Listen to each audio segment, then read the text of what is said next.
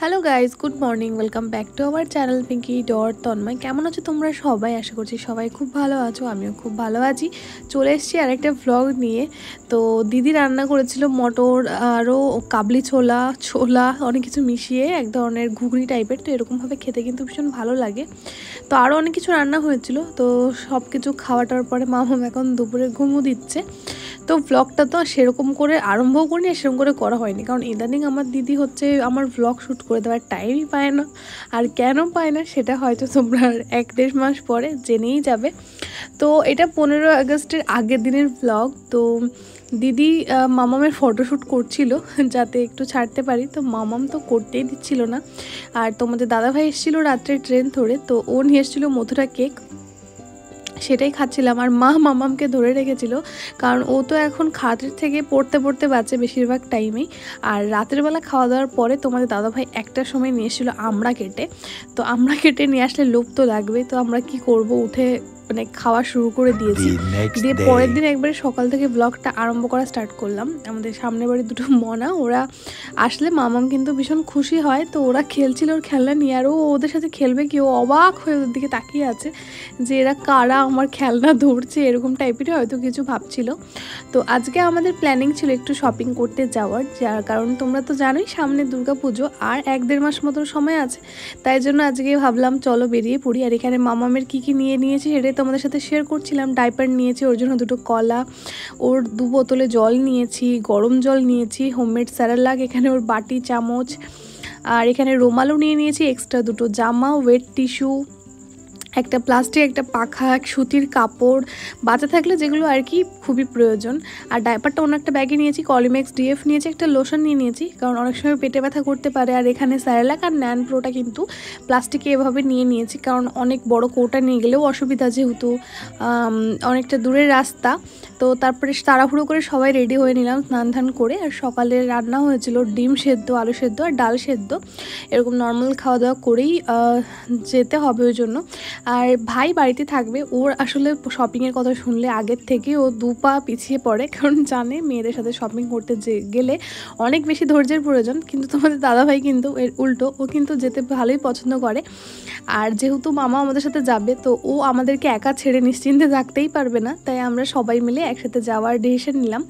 কারণ দেখতে দেখতেই পুজো চলে আসছে, কিছু কিছু তো কেনাকাটা করতেই হবে। যেমন আমরা মা বাবা সবার জন্য কিনবো, তোমাদের দাদাভাই কিনবে আমাদের সবার জন্য, প্লাস আরও কিছু কেনাকাটা রয়েছে। তো সেই জন্য তো আমরা ভেবেছিলাম যে 10টা ট্রেন ধরে যাব, কিন্তু 10টা ট্রেন ধরলে অনেকটাই আগে চলে যেতাম, তাই জন্য আমরা 12:30টা ট্রেন ধরেছি। তো এখান থেকে টোটো কাকুকে ডেকে নেওয়া হলো, তো উনি এসে আগে আমাদের স্টেশনে পৌঁছে দিল। তো আজকের ওয়েদারটা কিন্তু ভালো ছিল, না মেঘ না বৃষ্টি। তো এখানে এই যে দেখতেই পারছো দিদি স্বর্ণাকে কোলে করে নিয়ে পার হচ্ছে ওভারব্রিজটা। আর আজকে মোটামুটি দেখতেই পারছো রোদও ছিল, গরমও ছিল, আবার মেঘও ছিল। তো অনেকদিন বাদে বাইরে বেরোনো, আর কোথাও যেতে তো ভীষণই ভালো লাগে, যদিও এখন যাওয়া হয়ে ওঠে না। তো ট্রেনের ভেতরে উঠে ভেবেছিলাম যে মামাম হয়তো বিরক্ত করবে, কিন্তু ও একদমই বিরক্ত করছিল না। ওকে আমি এভাবে শুয়ে নিয়েছিলাম, তো বেশ কিছুক্ষণ ছিল। তো আমরা যাবো আজকে অ্যাকচুয়ালি কাঁচরাপাড়ায়, তোমাদের তো সেটাই বলা হয়নি। তো রানাঘাট পার করার পরে ও একটু উঠতে চাইছিল, হাঁটতে চাইছিল, তো তবুও কিন্তু শান্তভাবেই ছিল, এটা ওটা দেখছিল, যেহেতু ও বাইরে বেরোতে অনেকটা পছন্দ করে, আর ওকে নিয়ে আমরা সেরকম বেরোতেই পারি না। তো আমরা দেখতেই পারছো কাঁচরাপাড়াতে কিন্তু নেমেও গেছি। তো তোমাদের কাদের কাদের পুজোর শপিং স্টার্ট হয়ে গেছে অবশ্যই কিন্তু জানিও। আমাদের তো শুরু হলো, আর আমাদের কিন্তু শুরু যেদিন শেষও সেদিন, সেরকমই বলতে পারো, কারণ মামামকে নিয়ে এখন তো বারবার যাওয়া আসা শপিং করাটা তো পসিবল না। আর থাকলেও ফুটওয়্যারের কথা, তো ফুটওয়্যার কিন্তু তোমাদের দাদাভাই কলকাতা থেকেই নিয়ে এসে তোমাদের সাথে কিন্তু শেয়ার করেছি শর্ট ভিডিওর মাধ্যমে, তোমরা দেখেছো কিনা জানি না, তবে ব্লগেও শেয়ার করে দেবো শপিংয়ের ভিডিও যেখানে দেবো। তো মামাম দেখো যখন ওকে কেউ আদর করে তখন ও অবাক হয়ে দাদিকে তাকিয়ে থাকে কে আদর করছে। তো প্রথমে আমরা চলে গেলাম কিন্তু স্টাইল আপে মামামের জন্য জামা কিনতে। তো কী কেনা হয়েছে না হয়েছে তোমাদের সাথে পরে একটা ব্লগের মাধ্যমে শেয়ার করব। তোমরা জানোই এখন ব্লগ শেয়ার করা হয়ে ওঠে না, ব্লগ শ্যুট করা হয়ে ওঠে না, প্রচুর মানে ব্যস্ততার মধ্যে কেটে যায় সারাটা দিন, মানে সুযোগই পাই না ব্লগ শ্যুট করার। তবুও 2-4 দিনের ব্লগ যা থাকে যেভাবে পারি না কেন ম্যানেজ করে তোমাদের সামনে প্রেজেন্ট করার চেষ্টা করি। তো স্টাইল আপে কিন্তু খুব সুন্দর কালেকশান ছিল, যদিও আগের বার যতটা কালেকশান ছিল এবার সে ততটা কালেকশান ছিল না। তবে মামামের জন্য 2টো জামা পছন্দ হয়ে গেছিলো, দিদি পছন্দ করে করে নিয়েছিল, তো সেই দুটো নেওয়া হয়েছিল। আর এখানে দিদি একটা ড্রেস নেবে, তো চেক করছিল কোনটা নেবে। তো এই জামাটা নিয়েছে, কিন্তু কোন কালারটা নিয়েছে সেটা তোমরা গেস করো।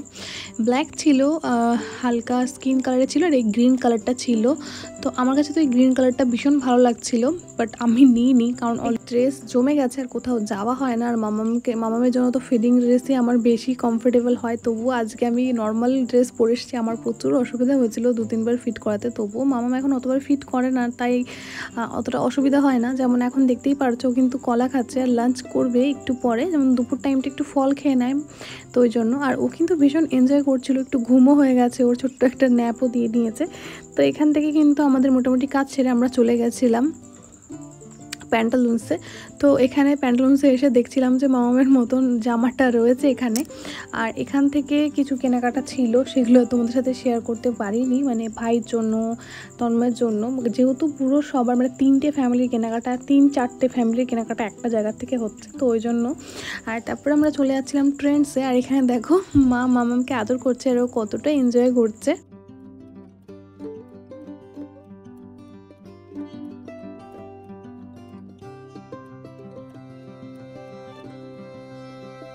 তো আমরা কিন্তু ট্রেন্ডসে চলেও এসেছি, আর তোমাদের দাদাভাই অলরেডি ওখানে অপেক্ষা করছিল, কারণ ও আগেই চলে এসেছে।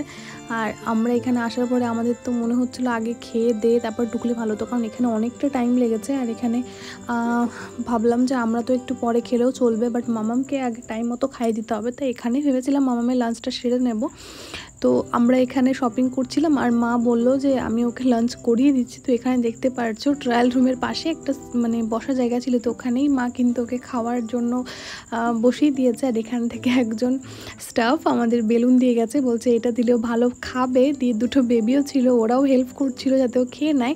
আর মাম্মাম অ্যাকচুয়ালি যেহেতু স্ক্রিন টাইম দেখে খায় না, তো অ্যাকচুয়ালি ওরকে নিয়ে অতটা চাপ হয় না যে ও স্ক্রিন টাইম দিলে খাবে বা খাবে না, এমনটা না। ওকে কথা বললে বা কিছু একটা করলেও সামনে বা গল্প করলে কিন্তু ও খেয়ে নেয়।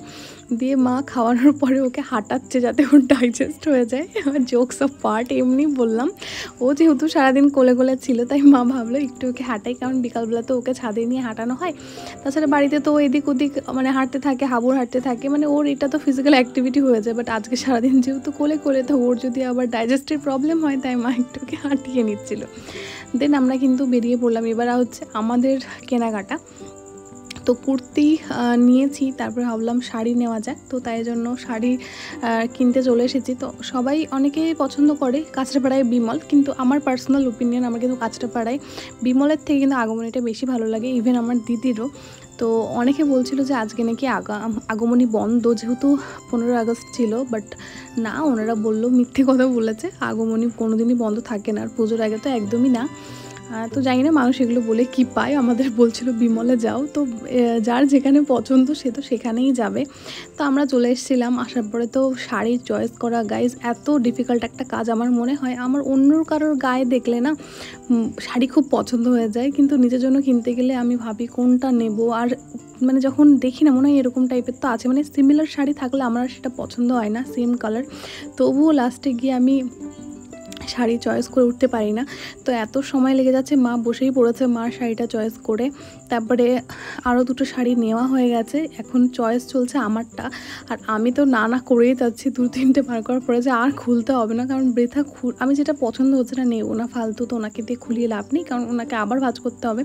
তো সামনে যে পার্পল কালারটা দেখতে পাচ্ছ, ওটা আমার খুব পছন্দ হয়েছিল, আর প্রাইজের মধ্যেও ছিল আমার, কিন্তু আঁচলটাতে এমন একটা গাঢ় খয়েরি কালার দেওয়া, মানে সেটা না একদম ভালো লাগছে না।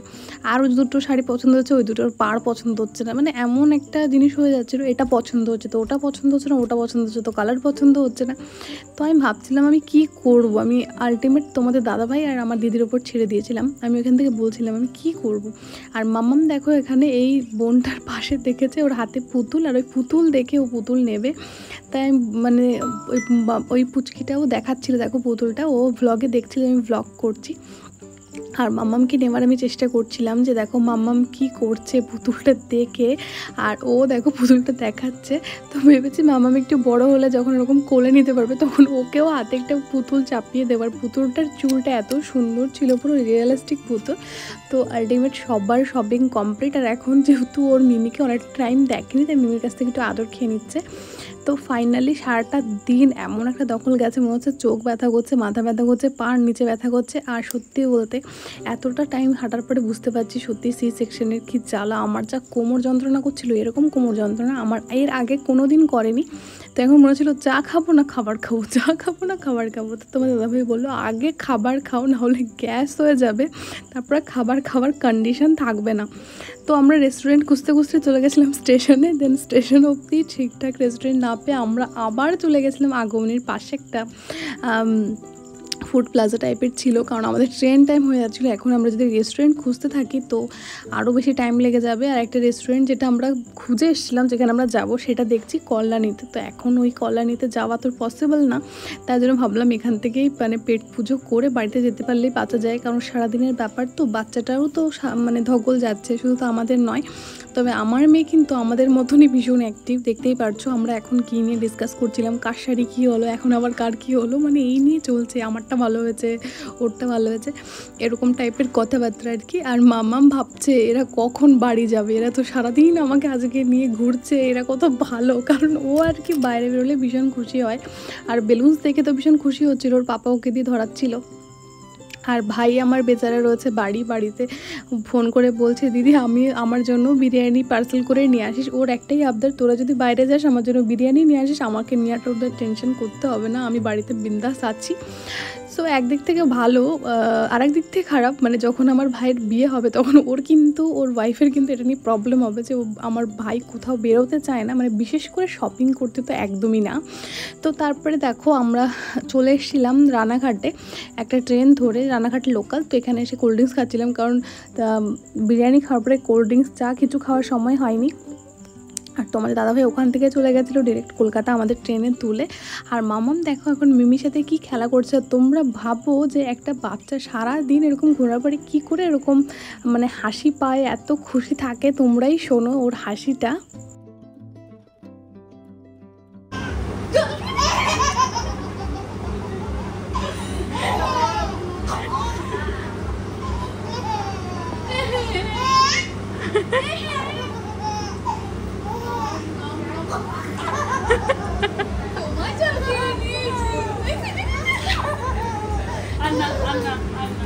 ওমা একটু জল খাই, সব কথা বলে দিলে